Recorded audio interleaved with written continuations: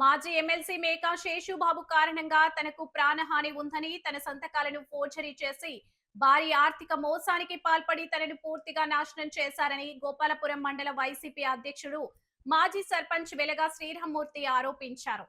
రాజమహేంద్రవరంలో జరిగిన విలేకరుల సమావేశంలో ఆయన మాట్లాడుతూ అధికారులు వెంటనే స్పందించి తనకు న్యాయం చేయడంతో పాటు రక్షణ కల్పించాలని కోరారు. తాను విశ్వసించి మాజీ ఎమ్మెల్సీ మేక శేషబాబుతో కలిసి వ్యాపార కార్యకలాపాలు నిర్వహించామని, అయితే అదే నమ్మకాన్ని ఆసరాగా చేసుకుని తనను మోసం చేశారని పేర్కొన్నారు. సుమారు ₹1,00,00,000 పెట్టుబడితో రైస్ మిల్ ఏర్పాటు చేసి లాభాల్లో కొనసాగిన తర్వాత శేషబాబు తనకు అన్యాయం చేశారని తెలిపారు. తన అనుమతి లేకుండా పలు పత్రాలపై సంతకాలను నకిలీగా సృష్టించి అక్రమ లావాదేవీలను జరిపారని ఆరోపించారు. ఈ వ్యవహారంపై పీజేఆర్ఎస్ తో పాటు పలువురు అధికారులకు అనేకసార్లు ఫిర్యాదులు చేసినప్పటికీ ఎటువంటి చర్యలు తీసుకోలేదన్నారు. బొమ్మ హేమ సాయిబాబు, బొమ్మ మురళీకృష్ణ, కట్టా వెంకటేష్ తదితరులు పాల్గొన్నారు.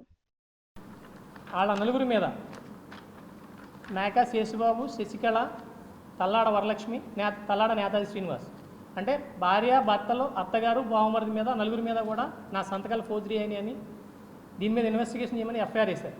ఈ 14 నెలల కాలంలో అతను ఇన్ఫ్లుయెన్స్ చేసుకుంటూ అధికారంలో లేకపోయినా, సస్పెండ్ అయి ఉన్నా, ప్రతిపక్షంలో ఉన్నా కూడా ఇన్ఫ్లుయెన్స్ చేసి మమ్మల్ని అన్ని విధాల భయభ్రాంతులకు గురి చేసి ఇబ్బంది పెడుతున్నారు. ఇప్పుడు దీని మీద ఇంచుమించు నేను ఒక 10 సార్లు పీజీఆర్ఎస్లో కంప్లైంట్ పెట్టి నా కేసు ఇన్వెస్టిగేషన్ జరగట్లేదు, ఆగిపోయిందని చెప్పినా కూడా దీన్ని ఎంతవరకు ముందుకు తీసుకెళ్ళడం లేదండి. మా లోకల్గా ఉన్న డిపార్ట్మెంట్ని మేనేజ్ చేయడంలో ఆయన అన్ని రకాల కూడా ఇన్ఫ్లుయెన్స్ ఉపయోగించి మేనేజ్ చేస్తున్నాడు. ఇప్పుడు మేము దీని గురించి పదే పదే తిరిగి మేము ఇబ్బంది ఇలా తిరుగుతుంటే మాకు ఇప్పుడు చంపుతామని బెదిరిస్తున్నాడు. నన్ను, నా కుటుంబాన్ని చంపుతాను, చంపి నువ్వు మళ్ళీ ఎక్కడైనా కనిపిస్తే ఊరుకోననే విధంగా మా అనునయాలకు అందరికీ బెదిరింపు కాల్స్, బెదిరింపు కబుర్లు పంపిస్తున్నాడు. ఇతను మేకా శేషుబాబు గతంలో వైఎస్ఆర్ కాంగ్రెస్ పార్టీ సస్పెండ్ చేసినప్పుడు ఆయన అన్ని పార్టీల దగ్గర తిరిగాడు జాయిన్ చేసుకోమని.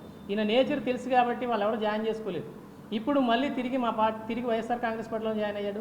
జాయిన్ అయ్యి ఇప్పుడు మమ్మల్ని అన్ని విధాలా ఇబ్బంది పెడుతూ ఇవాళ అక్కడ మిల్లు కన్స్ట్రక్షన్లో కూడా మిల్లు కట్టిన వాళ్ళందరూ కూడా సుమారు ₹1,00,00,000 వరకు బాకీలు ఇవ్వాల్సి వాళ్ళని కూడా ఇబ్బంది పెడుతున్నాడు.